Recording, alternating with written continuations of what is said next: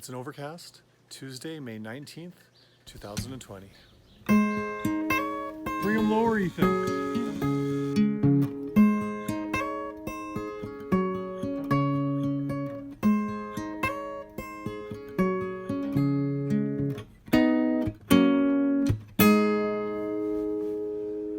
Well, everybody, hello. It is Tuesday after the long weekend, and we have made the draws for the gratitude kits. Let me show you me cutting up the slips. It did not take too long. However, I'm giving you a time-lapse version of that. So here it's sped up quite a bit. And then let's slow it down as I make the draw for our 3 winners. Okay, here we go. I'm gonna look up at the camera so I don't do this. Okay. The first winner is Helena. Congratulations, Helena. We're gonna put your name on this top box.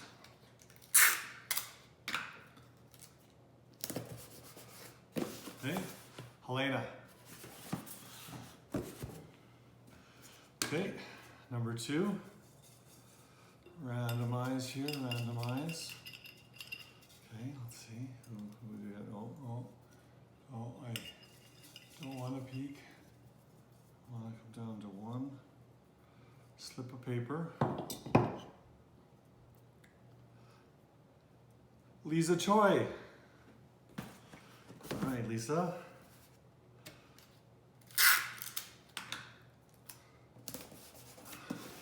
Lisa Choi. Okay, and then there's 1 left. I need a swig of coffee before I do the final one. Got my heart on my gratitude kit. Stir these around. Stir them around. Stir, stir, okay. Oh.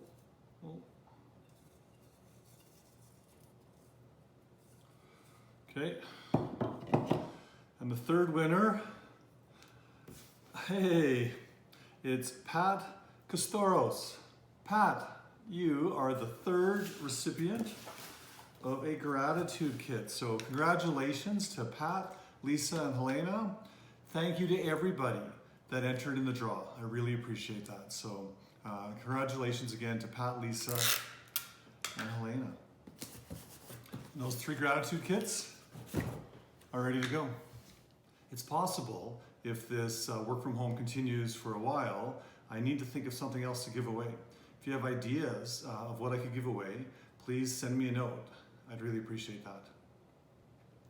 Last week was the big announcement about Mount Royal preparing for the fall semester with primarily alternative delivery. I want to clarify for everybody that based on all of the information that we know now, we are fairly confident that some parts of the fall semester, and quite possibly the entire fall semester, will require restrictions from Alberta Health Services.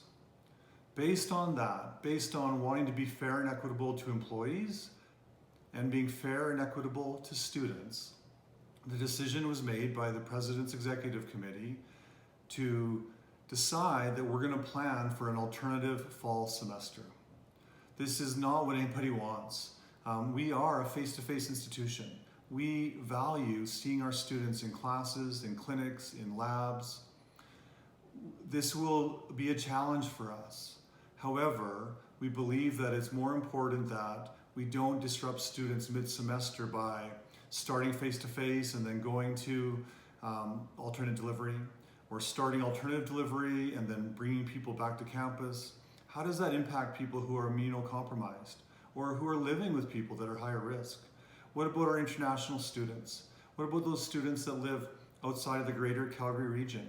How do we make a path where they can return to campus mid-semester? It's really difficult. How the complications of residence or finding alternative places to live off campus, it's just very challenging.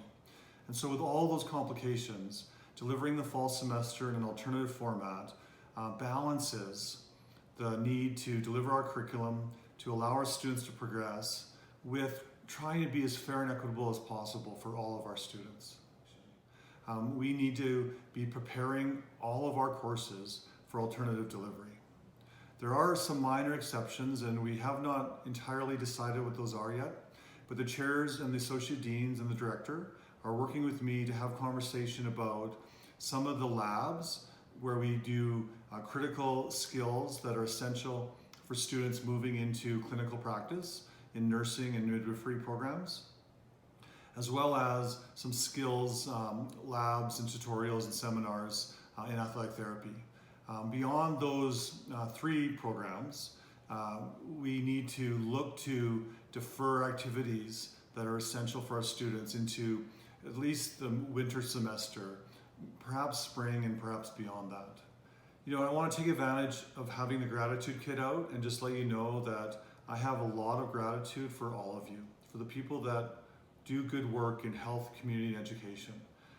The challenges that we're facing with COVID and with the budget and the change to the funding model from the government, these are not pleasant challenges, but at the same time, they're not unsurmountable. Together, we are able to come up with solutions, put a plan into place, and move forward to return to serving our students, providing them, as always, with a rich, personalized curriculum that prepares them to go out and make a difference in the world. Thanks everyone for tuning in. I hope you have a great week. We'll see you next Monday.